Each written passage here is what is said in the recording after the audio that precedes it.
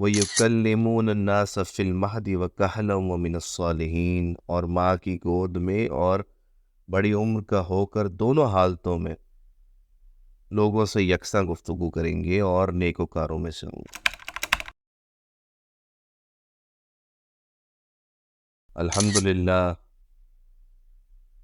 الحمدللہ وکفا والصلاة والسلام علی عبادہ الذین اصطفیٰ، خصوصاً علی افضلہم وخاتم النبیین محمد الامین وعلی آلہ اصحابہ اجمعین۔ اما بعد فقد قال تعالی کما ورد فی سورة آل عمران، اعوذ باللہ من الشیطان الرجیم، بسم اللہ الرحمن الرحیم۔ وَإِذْ قَالَتِ الْمَلَائِكَةُ يَا مَرْيَمُ إِنَّ اللَّهَ اصْطَفَاكِ وَطَهَّرَكِ وَاصْطَفَاكِ عَلَى نِسَاءِ الْعَالَمِينَ، صدق اللہ العظیم۔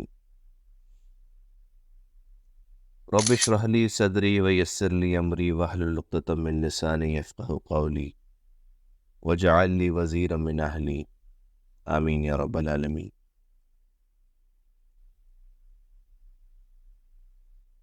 سورہ آل عمران کا درس جاری ہے۔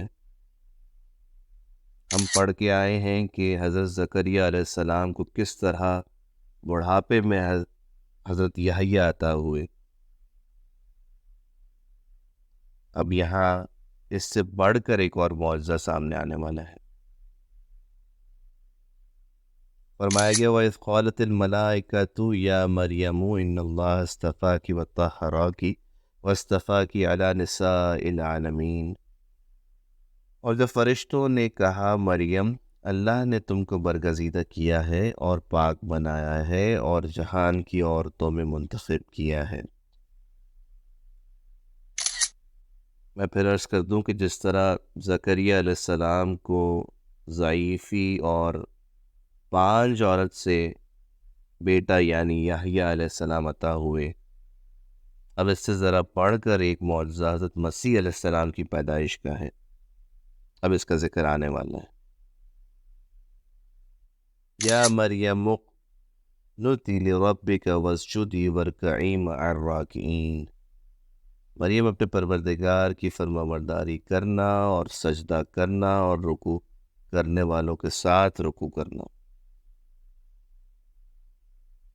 شاید یہاں پر نماز باجماعت میں شریک ہونے کی بات ہو رہی ہے۔ ذالک من انباء الغیب نوحیہ الیک، یہ باتیں اخبار غیب میں سے ہے جو ہم آپ کے پاس بھیجتے ہیں، یعنی اب رسول اللہ صلی اللہ علیہ وسلم سے خطاب ہو رہا ہے کہ یہ باتیں غیب کی خبریں ہیں۔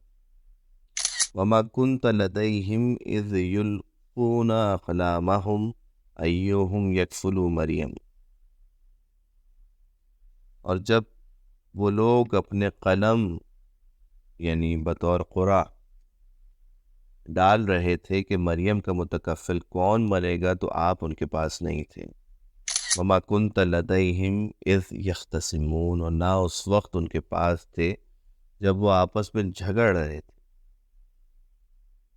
اصل میں قصہ یہ تھا کہ ہیکل کے تمام کاہنوں کی خواہش تھی کہ بی بی مریم سلام اللہ علیہ کی پرورش کی سعادت انہیں حاصل ہو، مگر قرآن حضرت زکریا علیہ السلام کے نکلا۔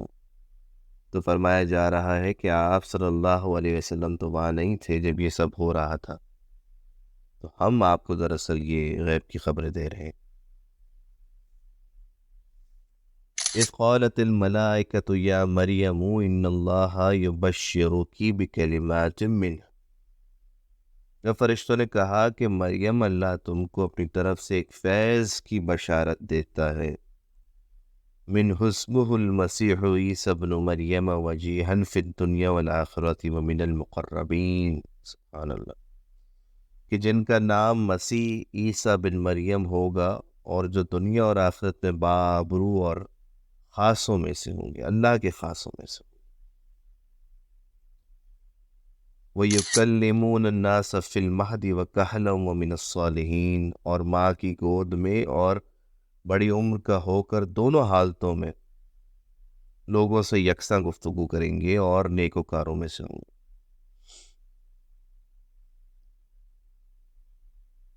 بشارت کا لفظ استعمال ہوا ہے، لیکن جب بی بی مریم نے، ہم پریکٹیکلی سوچیں، جب یہ سنا ہوگا تو ان کو یہ بشارت کیا بشارت لگی ہوگی، یعنی کہ ایک عورت جس کو آج تک کسی مرد نے چھوا نہ ہو اور اس کو ولادت کی بشارت ہو رہی ہو۔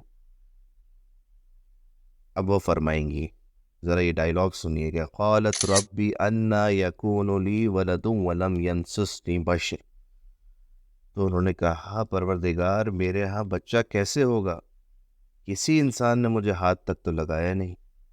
قال کذلک اللہ یخلق ما یشاء اذ قضى امرا فانما یقول له کن فیکون، فرمایا کہ اللہ اسی طرح سے جو چاہتا ہے پیدا کرتا ہے، جب وہ کوئی کام کرنا چاہتا ہے تو ارشاد فرما دیتا ہے کہ ہو جا تو وہ ہو جاتا ہے۔ اللہ اکبر۔